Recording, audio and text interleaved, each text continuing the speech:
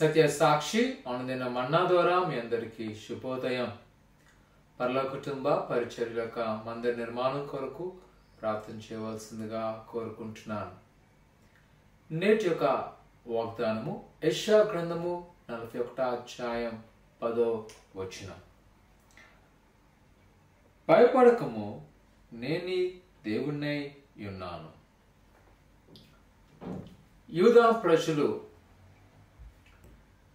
వారి యొక్క అవధేతను బట్టి, దేవుని యొక్క ఆజ్ఞను అతిక్రమించిన విధానాన్ని బట్టి బబులోను చెరకు బానిసలుగా వెళ్ళి ఉన్నారు.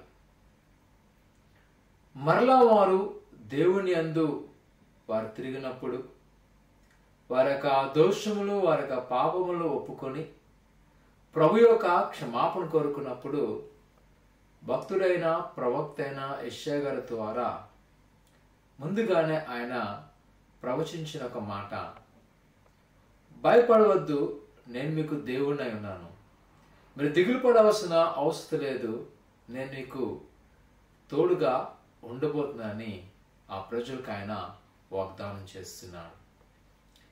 నేటి దినాన మన జీవితంలో అసాధ్యమైనవి లేదా ఏదైతే మనం పొందుకోలేము, ఇంకా జరగదని మనం అనుకున్నట్లయితే నా ప్రియ సంగమా మనం గమనిద్దాం.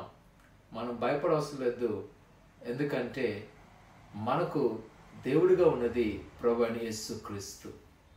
ఆయన సమస్తము చేయగల సమర్థుడు. ఆయన మన పట్ల గొప్ప కార్యం చేయగలవాడు. మనం దేని గురించి కూడా ఆలోచన చెందవలసిన లేదు, కానీ దిగులు పడవలసిన లేదు, కానీ ప్రభు మన పట్ల ఖచ్చితంగా నెరవేర్చగల సమర్థుడు. ఈ ఉదయకాల సమయంలో నువ్వు ఎలాంటి ఒక వేదనతోనో, బాధతోనో, దుఃఖముతో ఉన్నావో నాకైతే తెలియదు, కానీ మన దేవుని మీద ఆనుకున్నప్పుడు ఆయన ప్రతి మార్గమును ఆయన సరళం చేయగల సమర్థుడు. ఆయన మనల్ని ఖచ్చితంగా విడుదల చేయగల సమర్థుడు. ఎందుకంటే ఆయన మనకు దేవుడైనాడు. భయపడవద్దు, ధైర్యంగా నిలబడదాం. ప్రార్థన చేసుకుందాం. పరిశుద్ధుడా దేవా, నీకున్నారు. నేను బిడ్డలేని వారు మీరు జ్ఞాపకం చేసుకోండి.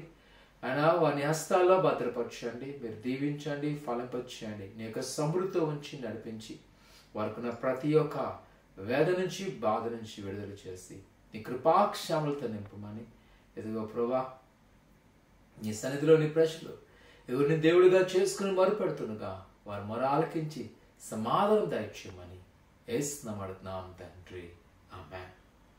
భయపడకుండా ధైర్యంగా ఉండండి. ప్రభు మీ పట్ల గొప్ప కార్యం చేయను గాక. ఆమేన్.